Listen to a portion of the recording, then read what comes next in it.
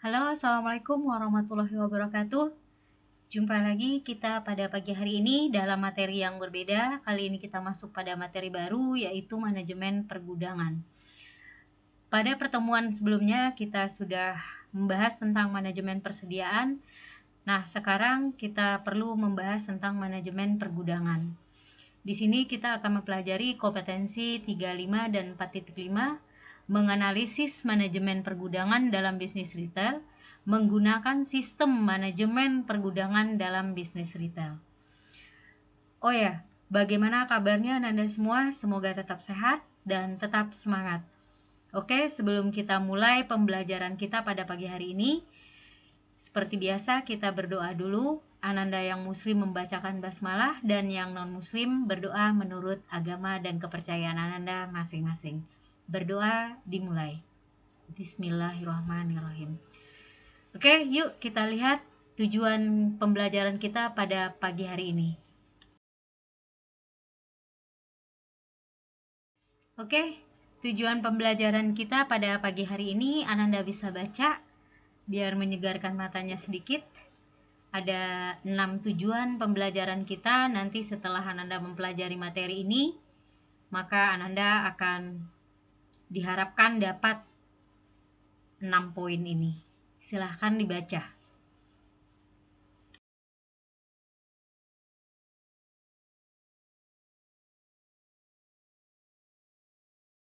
Oke, baik Ananda semua. Materi kita pada pagi hari ini ada pengertian dan pentingnya gudang. Yang kedua, tujuan, fungsi, dan manfaat gudang. Yang ketiga, apa-apa saja sih jenis gudang itu. Yang keempat, prinsip dan tata letak gudang. Yang kelima, aktivitas gudang. Yang keenam, dokumen apa saja yang diperlukan dalam manajemen pergudangan. Yuk kita lihat slide berikutnya. Berbicara tentang gudang, gudang ini merupakan suatu fasilitas yang berfungsi sebagai lokasi penyaluran barang dari supplier kepada user atau pengguna. Supplier di sini maksudnya pemasok. Nah, dalam praktik operasional, setiap perusahaan itu pasti memiliki ketidakpastian akan permintaan. Nah, untuk itu perlulah perusahaan melakukan persediaan atau manajemen persediaan. Nah, dalam hal ini dengan adanya kebijakan mengenai persediaan, otomatis mendorong perusahaan untuk menyediakan fasilitas gudang. Nah, di sini ada kita lihat pertama yaitu pengertian dari gudang itu sendiri. Bowersock mengatakan, gudang itu apa sih? Lokasi untuk penyimpanan produk sampai permintaan atau demand cukup besar untuk melaksanakan distribusinya. Sedangkan si Apple atau salah satu ahli juga mengatakan, gudang itu adalah tempat yang dibebani tugas untuk menyimpan barang yang akan dipergunakan dalam produksi sampai barang tersebut diminta sesuai jadwal produksi. Jadi ada barang yang jadi digudangkan dulu baru dijual. Ada gudang untuk menyimpan bahan baku diproses untuk ke produksi. Nah, inilah pengertian daripada gudang. Nah, sedangkan pengertian dari manajemen pergudangan itu sendiri adalah suatu tatanan untuk mengelola pergudangan dan pendistribusian barang-barang agar barang yang tersimpan tetap dalam keadaan baik dan didistribusikan kepada para peminta pada waktu, spesifikasi, dan jumlah yang tepat. Nah, ini pengertian dari manajemen pergudangan. Berdasarkan pengertian dari manajemen pergudangan dan gudang baik dari para ahli tadi, maka dapat disimpulkan bahwa gudang itu sangat penting. Nah, inilah alasannya kenapa pergudangan itu penting. Alasan yang pertama adalah transportation production cost reduction. Maksudnya, gudang mempunyai peranan penting di dalam proses pengendalian dan pengurangan biaya transportasi dan produksi. Artinya, pada dasarnya gudang yang selalu dikaitkan dengan proses persediaan barang menimbulkan biaya tambahan tersendiri bagi barang yang akan didistribusikan. Nah, alasan yang kedua, coordination of supply and demand. Di sini, gudang berfungsi salah satunya adalah sebagai unsur koordinasi antara penawaran dan permintaan, di mana volume permintaan tidak selalu dapat diproyeksi ke depannya secara relatif akurat. Sedangkan proses produksi harus dilakukan untuk menghasilkan suatu volume tertentu. Nah, inilah kenapa pentingnya pergudangan di alasan yang kedua. Yang ketiga, production consideration. Proses produksi untuk barang-barang dengan klasifikasi dan karakteristik tertentu membutuhkan gudang untuk menekan biaya produksi maupun untuk melengkapi proses akhir produksi barang. Alasan yang keempat adalah marketing consideration. Artinya begini, barang dengan tipe, klasifikasi, dan karakteristik tertentu menuntut harus siap tersedia di pasar, agar pasokan barang tersebut di pasar tidak berhenti atau macet. Nah, untuk itulah kenapa gudang itu sangat penting.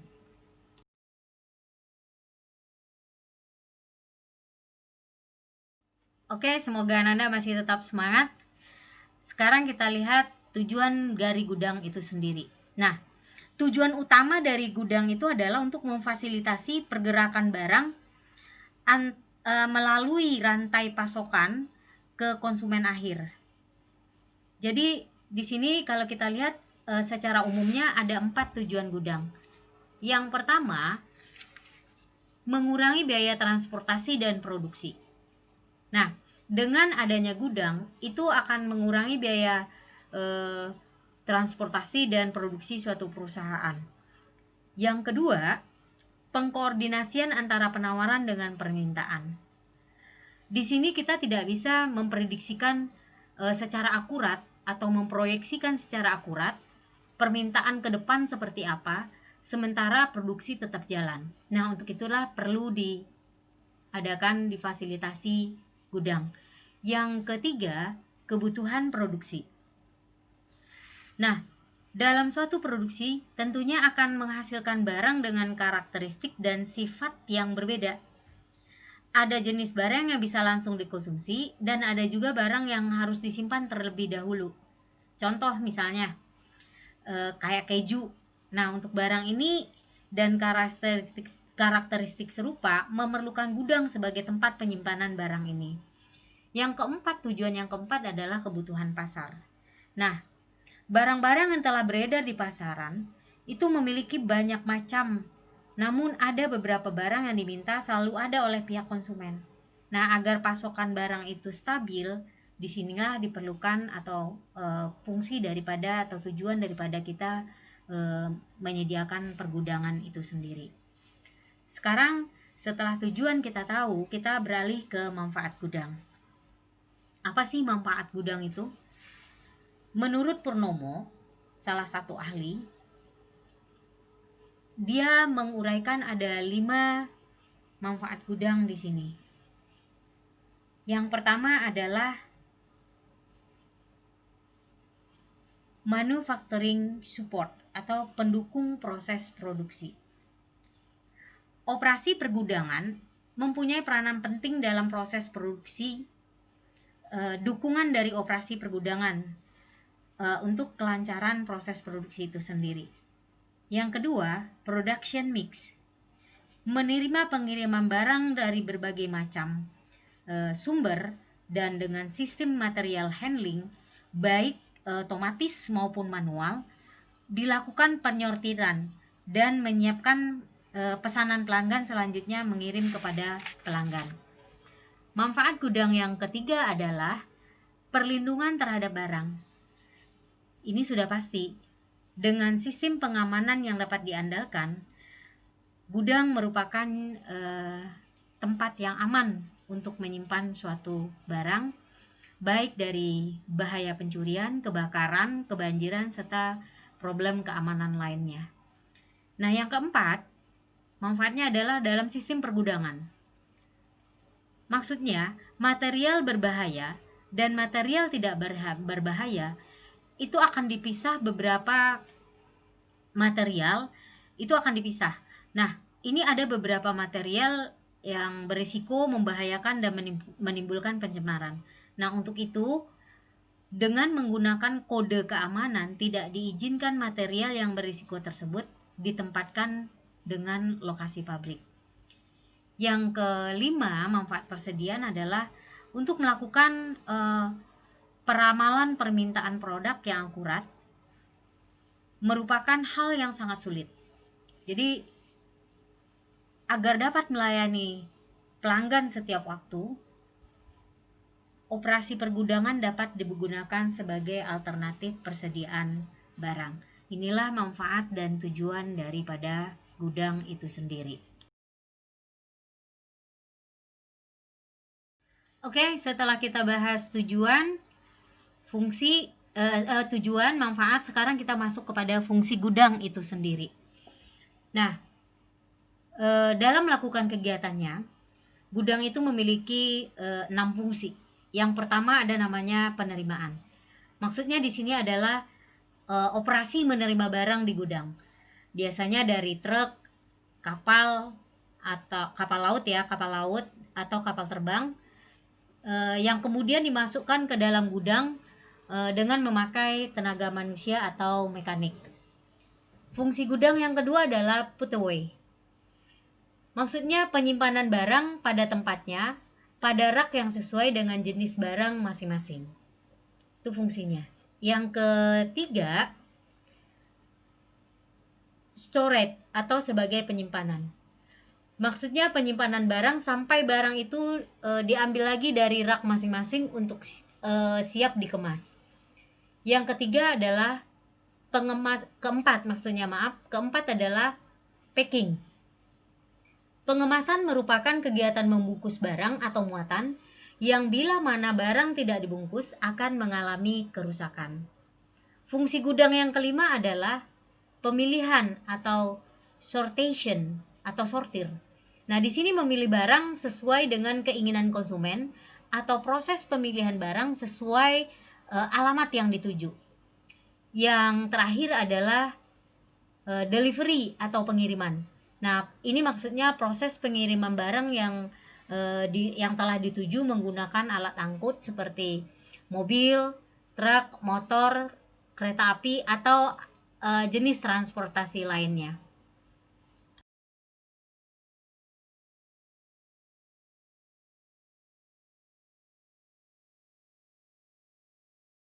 Oke, semoga masih tetap semangat untuk lanjut. Sekarang kita lihat jenis-jenis gudang.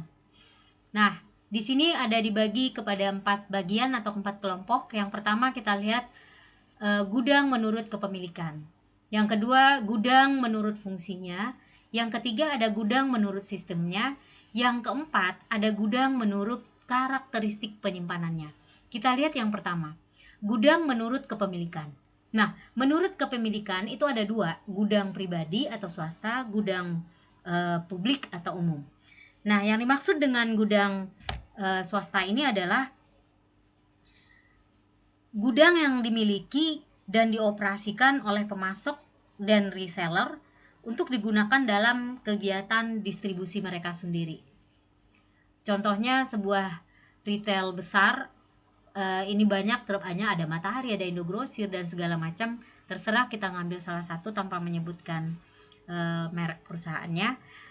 Nah, itu mereka masing-masing punya gudang masing-masing. Yang kedua ada namanya gudang umum. Nah, gudang umum ini adalah ruang atau tempat yang dapat disewakan untuk mengatasi penyimpanan kebutuhan distribusi dalam jangka pendek.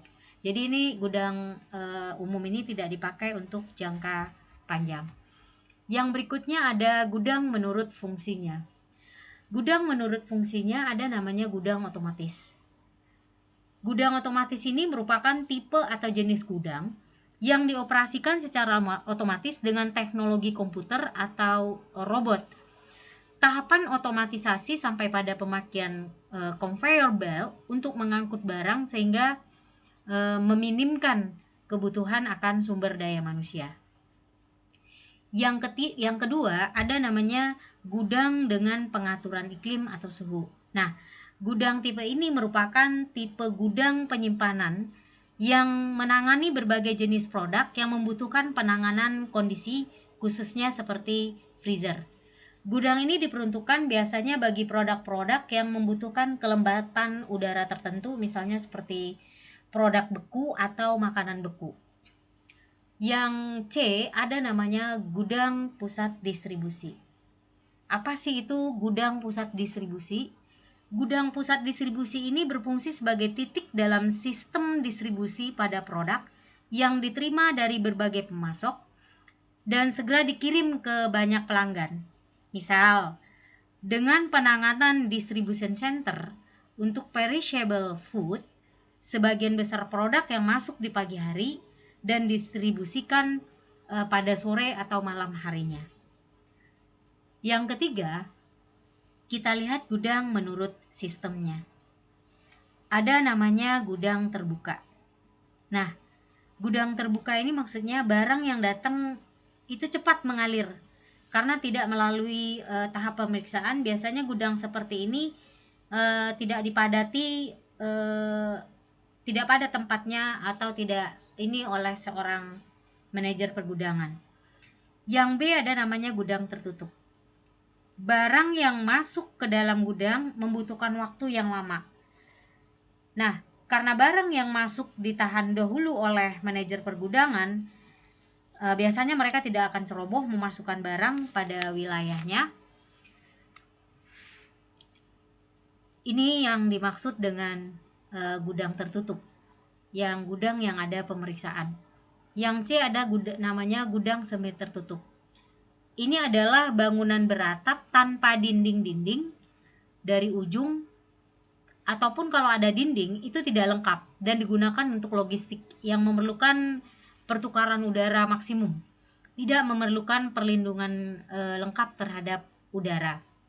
Nah, inilah pembagian gudang menurut sistemnya. Nah, yang paling banyak itu adalah gudang menurut karakteristik penyimpanan. Yang pertama ada namanya gudang penyimpanan bahan baku. Nah, barang-barang yang disimpan di dalam gudang ini maksudnya seperti karet, biji besi, serbuk pasir. Nah, kalau kamu melihat penyimpanan seperti itu merupakan gudang bahan baku. Jadi, gudang bahan baku ini adalah gudang yang menyimpan bahan baku. Yang kedua ada namanya gudang penyimpanan barang setengah jadi. Nah, dalam proses pabrikasi atau industri, barang itu ada melalui beberapa tahap, dan salah satunya adalah barang setengah jadi yang untuk menjadi nantinya bisa diproduksi menjadi produk akhir. Nah, ada beberapa proses atau tahapan dalam proses manufacturing yang memerlukan barang setengah jadi. Yang pertama namanya intermediate process. Barang setengah jadi yang dilakukan untuk proses selanjutnya. Yang kedua ada namanya postponement. Artinya proses yang tertunda karena menunggu barang setengah jadi. Yang ketiga ada namanya customization. Adanya proses yang membedakan suatu barang dengan item yang sama. Yang ketiga ada namanya sub-assembly, yaitu proses melakukan perakitan terhadap barang setengah jadi. Nah, untuk pengertian gudang yang lain harap Ananda cari, nanti kirim ke Google Classroom.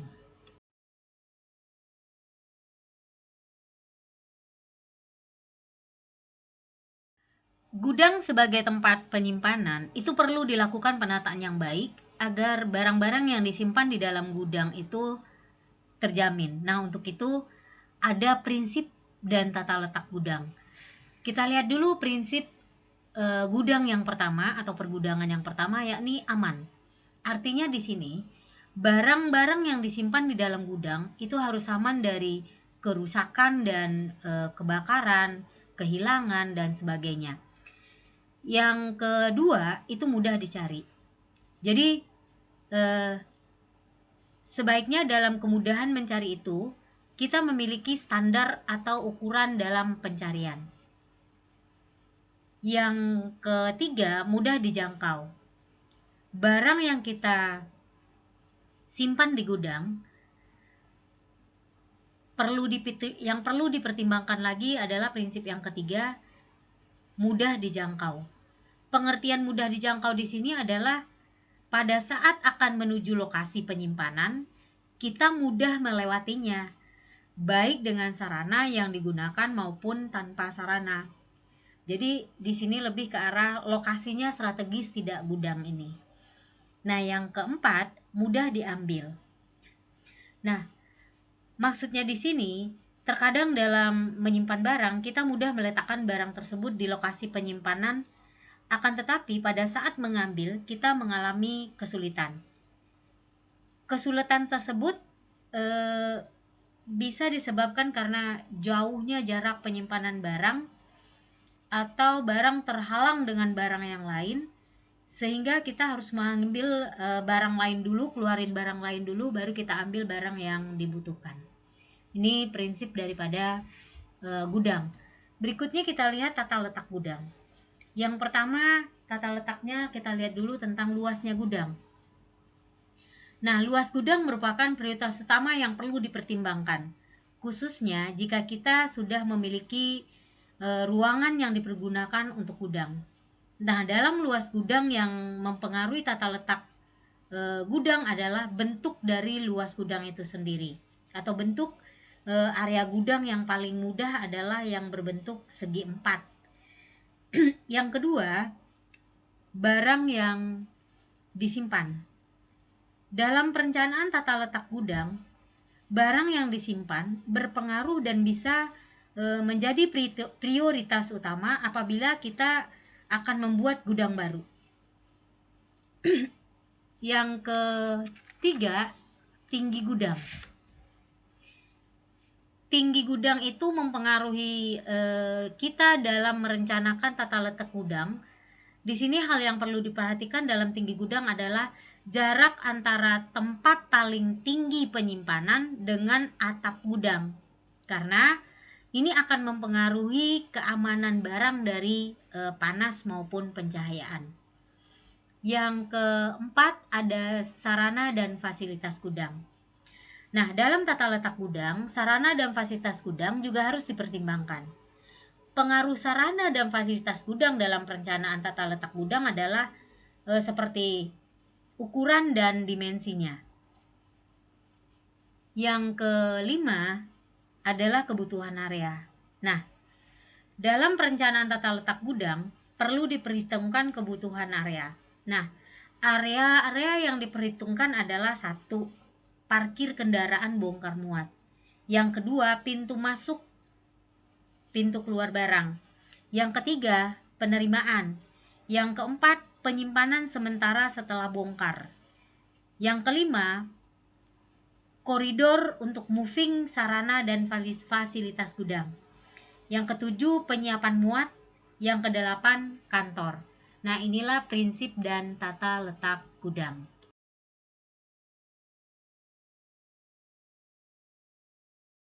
Sekarang kita lihat aktivitas gudang itu apa aja sih? Di sini ada 4 aktivitas, namun akan kita uraikan satu persatu.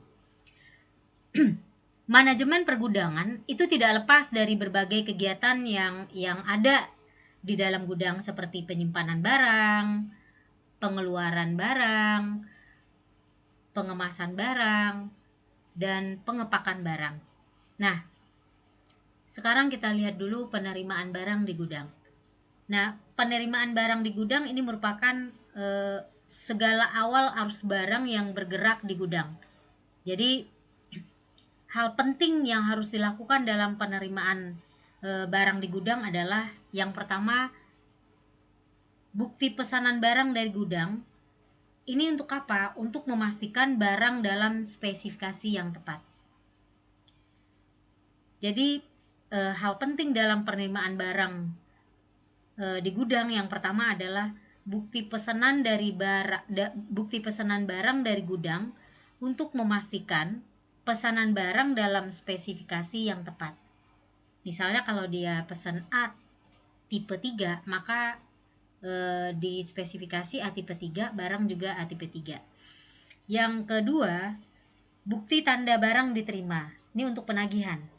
Nah, bukti tanda terima barang serta faktur akan berhubungan dengan penagihan uang. Yang ketiga, cek bukti pemesanan dengan fisik barang. Itu dilakukan pengecekan satu persatu. Yang keempat, cek expired date dan kondisi barang.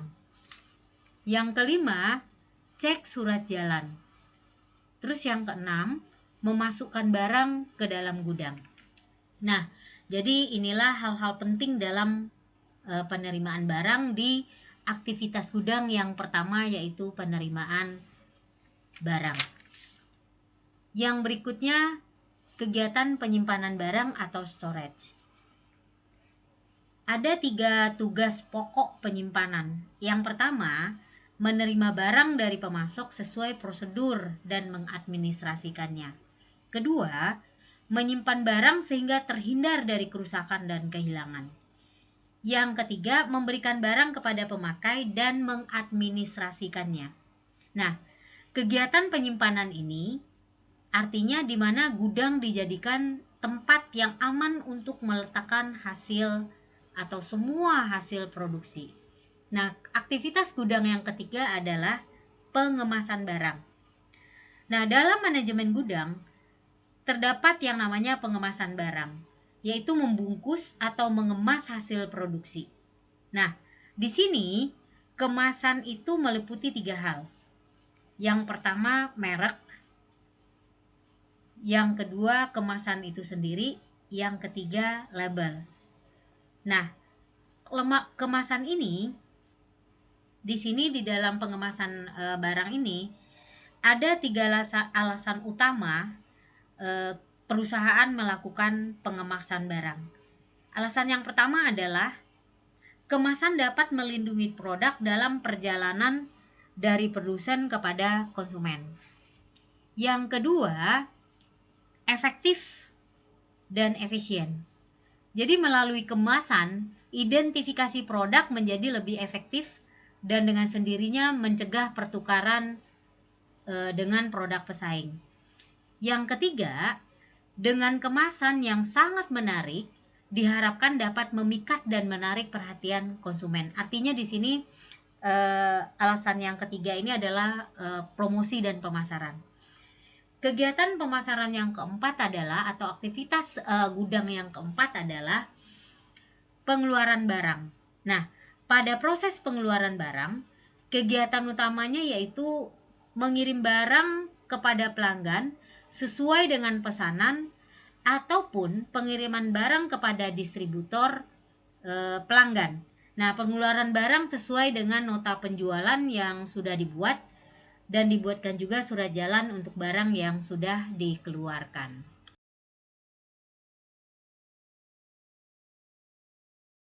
Oke, sekarang kita lihat dokumen-dokumen apa saja yang dibutuhkan dalam administrasi pergudangan itu. Nah, di sini ada 5 macam dari dokumen administrasi yang dibutuhkan dalam pergudangan. Yang pertama, ada surat tembusan order pembelian yang diterima dari bagian pembelian. Yang kedua, tembusan laporan penerimaan barang yang diterima dari bagian penerimaan beserta barangnya. Yang ketiga, surat order pengiriman barang yang diterima dari bagian order penjualan. Ini untuk penjualan kredit.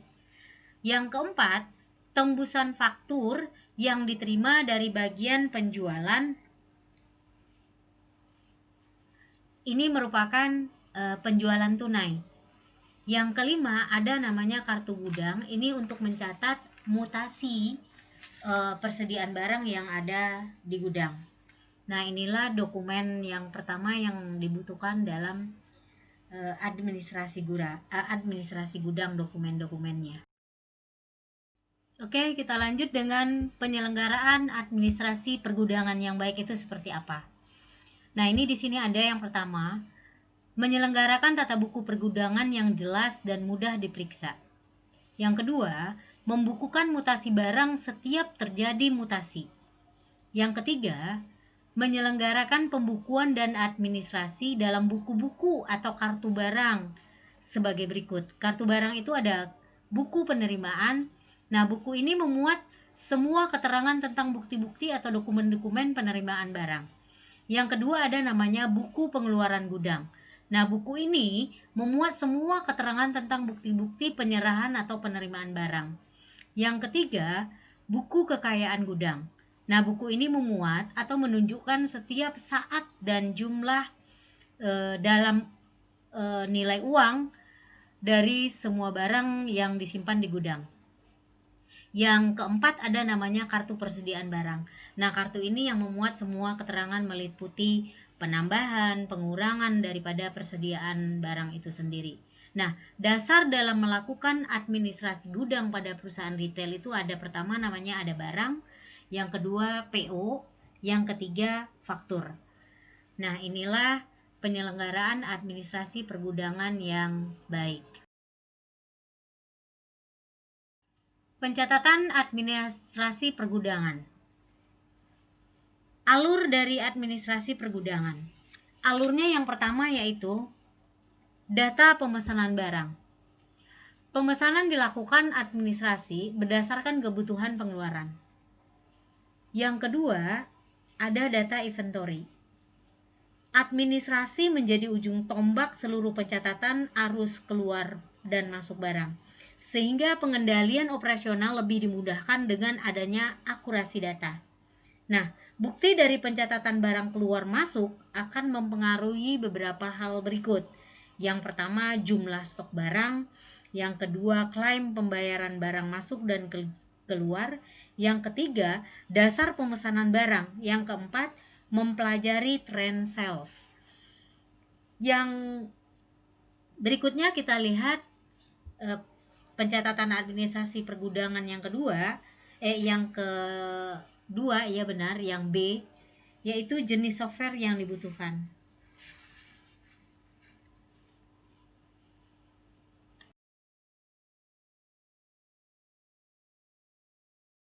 Baik, sekarang kita lihat pencatatan administrasi pergudangan yang kedua. Ada namanya di sini jenis software yang dibutuhkan. Nah, software yang di sini adalah software yang mengatur transaksi gudang ini lebih baik bisa dieksekusi dalam keadaan real time. Jadi seperti sistem informasi bank. Artinya keberadaan software yang mensupport aktivitas gudang mulai dari penerimaan barang, penyimpanan barang, pengambilan sampai dengan memuat ke truk dan delivery itu sangat dibutuhkan oleh gudang. Nah, bantuan ini atau bantuan sistem ini akan membantu untuk melacak informasi dan data-data yang dibutuhkan oleh customer maupun pemilik gudang. Yang ketiga, pencatatan yang ketiga adalah fitur standar yang mesti ada. Yang pertama ada namanya receiving dan put away. Proses receiving dan put away itu dimulai ketika barang datang ke gudang secara fisik. Barang yang datang harus dimasukkan ke dalam sistem WMS sehingga database barang di gudang akan terupdate. Nah, yang kedua adalah dispatching. Dispatching ini berfungsi sebagai pendukung operasional pengeluaran barang dari gudang atau barang-barang yang akan dikirim ke outlet-outlet atau kepada konsumen. Yang ketiga, ada namanya delivery note. Nah, setelah melakukan aktivitas dispatching atau yang lebih singkatnya adalah packing, maka perlu dilakukan validasi antara item-item yang telah di-packing dengan order dari outlet atau customer. Jadi di sini yang ketiga ini lebih memvalidasi. Yang keempat, double check. Nah, untuk memastikan seluruh barang keluar merupakan order dari customer, Nah, salah satu dari fungsi ini adalah membantu dengan stiker dispatchable. Nah, stiker ini akan membantu operator untuk melakukan loading ke dalam truk yang akan membawa barang ke satu tujuan tertentu. Yang kelima ada namanya stock tag. Stock tag ini dilakukan untuk melakukan penyesuaian stok fisik dan stok komputer, sehingga tingkat persediaan yang berhubungan dengan biaya persediaan pada sebuah gudang sesuai dengan keadaan fisiknya. Yang keenam maksudnya ada namanya reporting. Nah, reporting itu maksudnya fitur pendukung yang cukup vital. Laporan yang tersedia pada WMS harus mampu menjelaskan banyak hal kepada pemilik barang. Yang kedua kita lihat adalah pencatatan persediaan barang di gudang.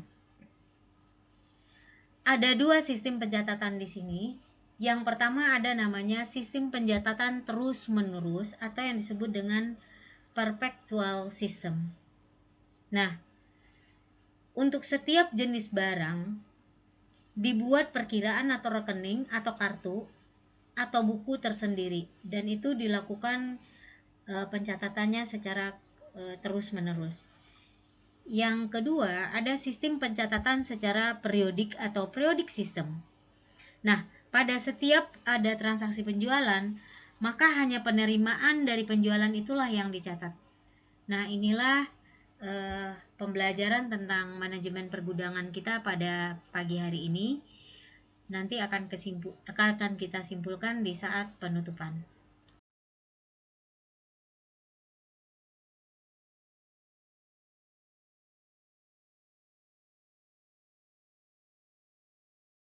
Dengan berakhirnya pembahasan tentang pencatatan atau sistem pencatatan persediaan barang tadi dengan metode perpetual dan metode periodik, maka pagi hari ini sampai di sini dulu pembelajaran kita.